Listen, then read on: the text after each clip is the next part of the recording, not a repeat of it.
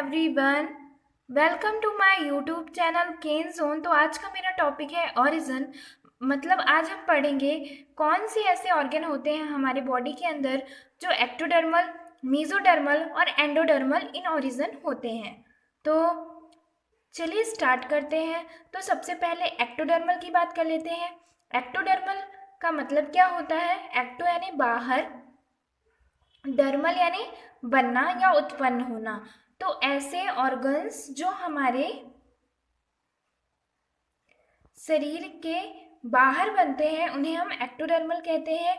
जो मेसोडर्मल होते हैं वो उनकी उत्पत्ति मध्य परत से होती है। पहली तो बाह्य परत से होती है, ये मध्य परत से होती है, और ये आंतरिक सेल से जो बनते हैं उनको हम एंडोडर्मल बोलते हैं। ठीक है, तो चलिए हम बात कर लेते हैं कि कौन कौन से ऐसे एग्जाम्पल हैं जो एक्टोडर्मल, मेसोडर्मल और एंडोडर्मल होते हैं। और मैं आपको बता दूं कि नीट में ना मैच द फॉलोइंग में या फिर चूज द करेक्ट ऑप्शन में ये क्वेश्चंस आ जाते हैं, इसलिए इसको लाइटली मत लीजिएगा। इसीलिए मैंने इस पर वीडियो बनाया है, क्योंकि मैंने बहुत सारे पेपर देखे हैं, सॉल्व किए हैं, और मैंने भी नीट दिया है एग्ज़ाम।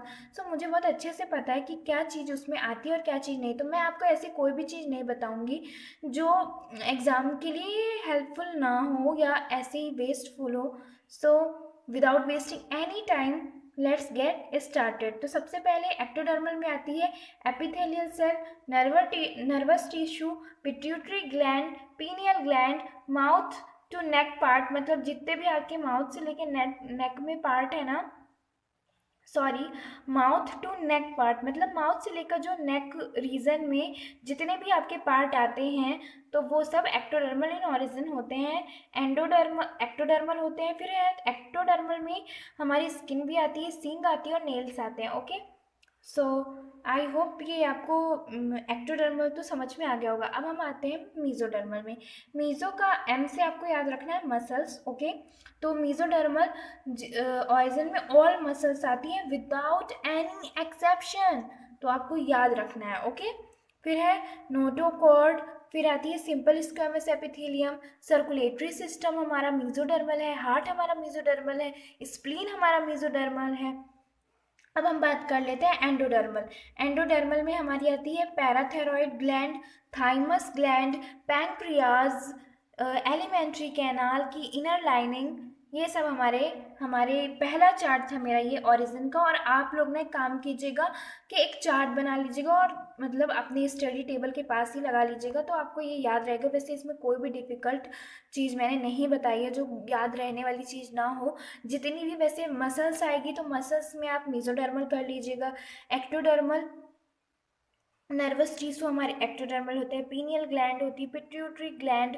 तो आप ऐसे ही इसकी ट्रिक बना लीजिए, एनपीपी और या फिर कुछ भी करके ट्रिक बना लीजिए अपने हिसाब से, क्योंकि मैं यदि ट्रिक दूंगी तो ऐसा भी हो सकता है कि आपको याद ना रहे।